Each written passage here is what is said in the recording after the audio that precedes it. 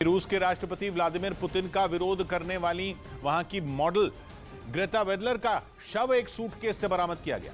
1 साल पहले उसने सोशल मीडिया पर पुतिन की आलोचना की थी। लेकिन अब यूक्रेन युद्ध के बीच इस मॉडल की हत्या के आरोप में उसके दोस्त को गिरफ्तार कर लिया गया। हालांकि दावा है कि इस हत्या के पीछे की वजह पैसा था, न कि पुतिन की आलोचना। पुलिस ने बताया उसके दोस्त ने भी हत्या की बात कबूल कर ली। पिछले साल जनवरी में इस मॉडल ने सोशल मीडिया पर पुतिन को मनोरोगी और डरा हुआ इंसान बता दिया था। अपनी इसी पोस्ट के बाद से वो गायब थी। कहा जा रहा है कि इस पोस्ट के 1 महीने बाद उसकी हत्या कर दी गई, जबकि आरोपी इस मॉडल का सोशल मीडिया अकाउंट खुद चलाता रहा ताकि किसी को उस पर शक न हो। बाद में जब इस मॉडल की तलाश शुरू हुई तो उसका दोस्त पकड़ में आ गया। रूस में इंस्टाग्राम बैन होने से कई लोगों के कामकाज पर भी असर पड़ा। सोशल मीडिया पर मस्ती के वीडियो डालने वाले कई लोग भी अपनी सरकार के फैसले से हैरान दिखे। और इन्हीं में एक इंस्टाग्राम यूजर का वीडियो सोशल मीडिया पर वायरल हो गया, जो अपनी आप बीती सुनाते हुए रोती नजर आई। दावा है कि वो इसलिए दुखी थी कि उसे इंस्टाग्राम की आदत पड़ चुकी है और उसका पिछले 5 साल से ज्यादातर समय इसी प्लेटफॉर्म पर गुजरा। लेकिन अब पुतिन सरकार के इंस्टाग्राम को बंद करने के फैसले से वो निराश हो गई।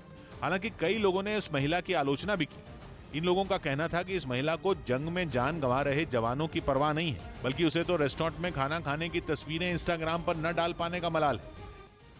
और युद्ध के 21वें दिन यूक्रेन ने रूस को भारी नुकसान का दावा किया है। यूक्रेन के मुताबिक उसका ये कहना है कि वो रूस को ये जंग इतनी आसानी से नहीं जीतने देगा। और यूक्रेन का दावा है कि उसने 13,500 रूसी सैनिक मार गिराए हैं, रूस के 81 विमान मार गिराए हैं, रूस के 95 हेलीकॉप्टर उसने तबाह कर दिए हैं। वहीं यूक्रेन ने यह भी दावा किया है कि रूस की 404 टैंक यूनिट नष्ट कर दी गई हैं, रूस की 150 तोप तबाह कर दी गई हैं और रूस के 64 मल्टीपल लॉन्च रॉकेट सिस्टम उसने तबाह कर दिए हैं और रूस की 1279 बख्तरबंद गाड़ियां तबाह कर दी गई हैं। रूस के 640 दूसरे सैन्य वाहन उसकी ओर से तबाह कर दिए गए हैं। वहीं यूक्रेन ने यह भी दावा किया है कि 9 रूसी ड्रोन नष्ट कर दिए गए हैं, रूस की 3 नाव को भी तबाह कर दिया गया है, रूस के 60 फ्यूल टैंक को भी नष्ट करने का दावा यूक्रेन ने किया है।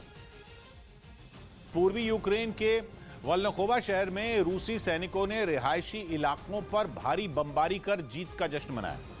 रूस ने पिछले हफ्ते अपने समर्थन वाले अलगाववादियों की मदद से इस शहर पर कब्जे का दावा किया था और वहां से जो तस्वीरें सामने आई उनमें एक टैंक रिहायशी इमारतों को निशाना बनाकर गोलों की बरसात करता दिखाई दिया। इस भीषण बमबारी से पूरा इलाका थर्रा उठा और वहां चारों ओर धुआं फैल गया। सुनसान सड़क पर फर्राटा भर रहे इस टैंक पर बने जेड साइन से उसके रूसी सेना के होने का अंदाजा लगाया गया और काफी देर तक उसके जरिए रिहायशी इमारतों पर गोले दागने का सिलसिला जारी रहा। यही नहीं, इस बमबारी को कैमरे में रिकॉर्ड करने के दौरान एक सैनिक धमाकों पर ठहाके लगाता भी दिखाई दिया। अमेरिका के बाद अब ब्रिटेन ने भी आशंका जताई कि रूस जल्द से जल्द जंग जीतने के लिए यूक्रेन पर केमिकल या जैविक हथियारों से हमला कर सकता है। ब्रिटेन के रक्षा मंत्रालय ने एक खुफिया इनपुट के आधार पर ट्विटर पर यह सनसनीखेज दावा किया और लिखा कि रूस फॉल्स फ्लैग ऑपरेशन चलाकर यूक्रेन पर केमिकल या फिर जैविक हथियारों से हमला बोल सकता है। फॉल्स फ्लैग ऑपरेशन में कोई देश जानबूझकर अपनी ही संपत्ति या लोगों को नुकसान पहुंचाता है और फिर उसका आरोप अपने दुश्मन पर लगा देता है।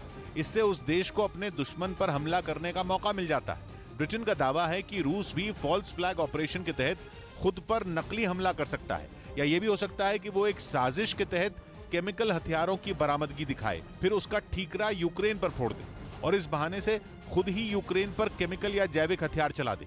हालांकि अपने दावे को सही ठहराने के लिए ब्रिटेन के रक्षा मंत्रालय ने कोई सबूत पेश नहीं किया, लेकिन रूस यूक्रेन की इस जंग में दावे और आरोप एक तरफा ही नहीं है, वो दूसरी तरफ से भी जारी।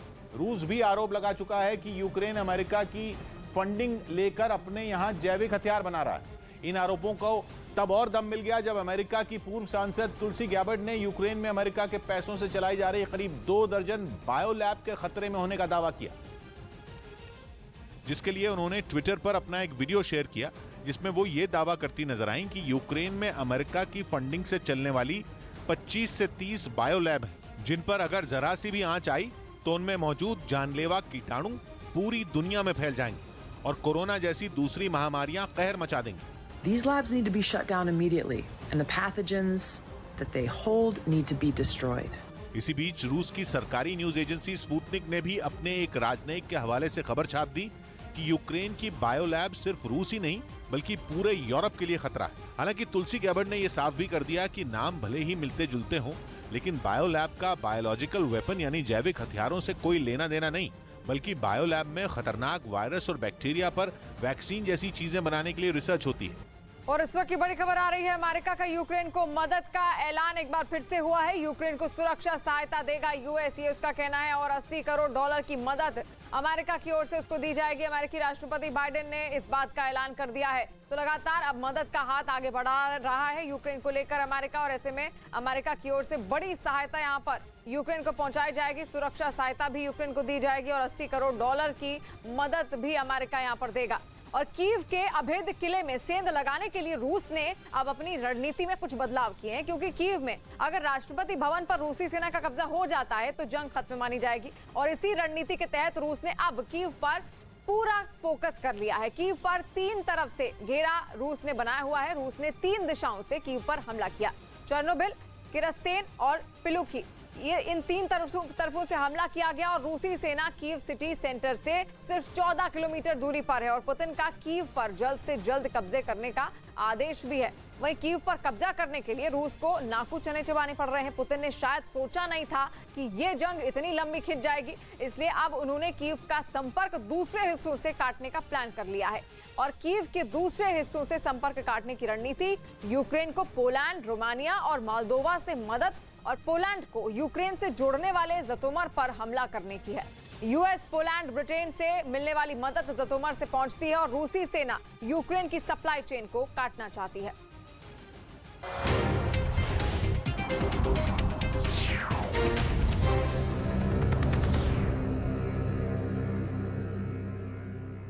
अपनी इसी पोस्ट के बाद से वो गायब थी। कहा जा रहा है कि इस पोस्ट के 1 महीने बाद उसकी हत्या कर दी गई, जबकि आरोपी इस मॉडल का सोशल मीडिया अकाउंट खुद चलाता रहा ताकि किसी को उस पर शक न हो। बाद में जब इस मॉडल की तलाश शुरू हुई तो उसका दोस्त पकड़ में आ गया। उधर रूस में इंस्टाग्राम बैन होने से कई लोगों के कामकाज पर भी असर पड़ा। सोशल मीडिया पर मस्ती के वीडियो डालने वाले कई लोग भी अपनी सरकार के फैसले से हैरान दिखे। और इन्हीं में एक इंस्टाग्राम यूजर का वीडियो सोशल मीडिया पर वायरल हो गया, जो अपनी आप बीती सुनाते हुए रोती नजर आई। Если вы до сих пор думаете, что दावा है कि वो इसलिए दुखी थी कि उसे इंस्टाग्राम की आदत पड़ चुकी है और उसका पिछले 5 साल से ज्यादातर समय इसी प्लेटफॉर्म पर गुजरा।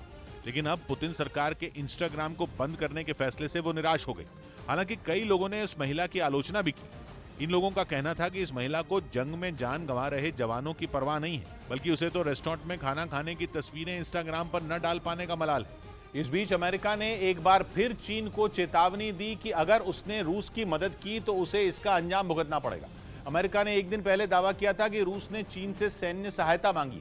ये दावा ऐसे समय किया गया जब इटली की राजधानी रोम में अमेरिका के राष्ट्रीय सुरक्षा सलाहकार और चीन के बड़े नेताओं की मुलाकात होने वाली थी। और मुलाकात के अगले दिन अमेरिका ने फिर वही बात दोहराई। यही नहीं, अमेरिका ने चीन को ये चेतावनी दे डाली कि अगर उसने रूस की मदद की तो वो प्रतिबंध झेलने के लिए तैयार रहे। That should they provide military or other assistance that of course violates sanctions or supports the war effort, that there will be significant consequences. America ने लगातार दूसरे दिन चीन को चेतावनी दी, जिस पर उसने जवाब दिया। वहां की मीडिया की ओर से एक ट्वीट में चीन के रक्षा मंत्री का बयान सामने आया, जिसमें उन्होंने अमेरिका से 2 टूक कहा कि वो रूस के चक्कर में चीन के अधिकारों को नुकसान न पहुंचाए।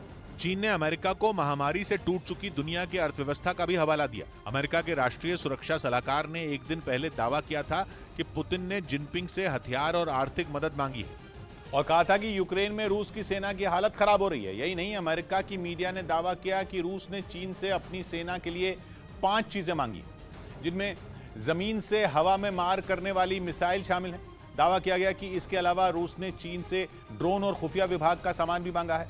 अमेरिका का कहना है कि रूस ने चीन से अपनी सेना के लिए बख्तरबंद गाड़ियों और रेडी टू ईट फूड की भी डिमांड की। उधर अमेरिका के बाद अब ब्रिटेन ने भी आशंका जताई कि रूस जल्द से जल्द जंग जीतने के लिए यूक्रेन पर केमिकल या जैविक हथियारों से हमला कर सकता है। ब्रिटेन के रक्षा मंत्रालय ने एक खुफिया इनपुट के आधार पर ट्विटर पर यह सनसनीखेज दावा किया और लिखा कि रूस फॉल्स फ्लैग ऑपरेशन चलाकर यूक्रेन पर केमिकल या फिर जैविक हथियारों से हमला बोल सकता है। फॉल्स फ्लैग ऑपरेशन में कोई देश जानबूझकर अपनी ही संपत्ति या लोगों को नुकसान पहुंचाता है और फिर उसका आरोप अपने दुश्मन पर लगा देता है। इससे उस देश को अपने दुश्मन पर हमला करने का मौका मिल जाता है। ब्रिटेन का दावा है कि रूस भी फॉल्स फ्लैग ऑपरेशन के तहत खुद पर नकली हमला कर सकता है। या ये भी हो सकता है कि वो एक साजिश के तहत केमिकल हथियारों की बरामदगी दिखाए, फिर उसका ठीकरा यूक्रेन पर फोड़ दे और इस बहाने से खुद ही यूक्रेन पर केमिकल या जैविक हथियार चला दे।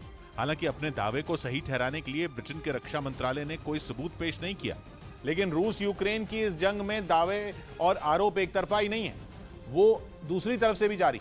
रूस भी आरोप लगा चुका है कि यूक्रेन अमेरिका की फंडिंग लेकर अपने यहां जैविक हथियार बना रहा है। इन आरोपों को तब और दम मिल गया जब अमेरिका की पूर्व सांसद तुलसी गैबर्ड ने यूक्रेन में अमेरिका के पैसों से चलाई जा रही करीब 2 दर्जन बायोलैब के खतरे में होने का दावा किया, जिसके लिए उन्होंने ट्विटर पर अपना एक वीडियो शेयर किया जिसमें वो ये दावा करती नजर आईं कि यूक्रेन में अमेरिका की फंडिंग से चलने वाली 25 से 30 बायोलैब हैं, जिन पर अगर जरा सी भी आंच आई तो उनमें मौजूद जानलेवा कीटाणु पूरी दुनिया में फैल जाएंगे और कोरोना जैसी दूसरी महामारियां कहर मचा देंगी। These labs need to be shut down immediately, and the pathogens that they hold need to be destroyed. इसी बीच रूस की सरकारी न्यूज एजेंसी स्पुतनिक ने भी अपने एक राजनयिक के हवाले से खबर छाप दी कि यूक्रेन की बायोलैब सिर्फ रूस ही नहीं बल्कि पूरे यूरोप के लिए खतरा है। हालांकि तुलसी गैबर्ड ने यह साफ भी कर दिया कि नाम भले ही मिलते जुलते हों, लेकिन बायोलैब का बायोलॉजिकल वेपन यानी जैविक हथियारों से कोई लेना देना नहीं, बल्कि बायोलैब में खतरनाक वायरस और बैक्टीरिया पर वैक्सीन जैसी चीजें बनाने के लिए रिसर्च होती है।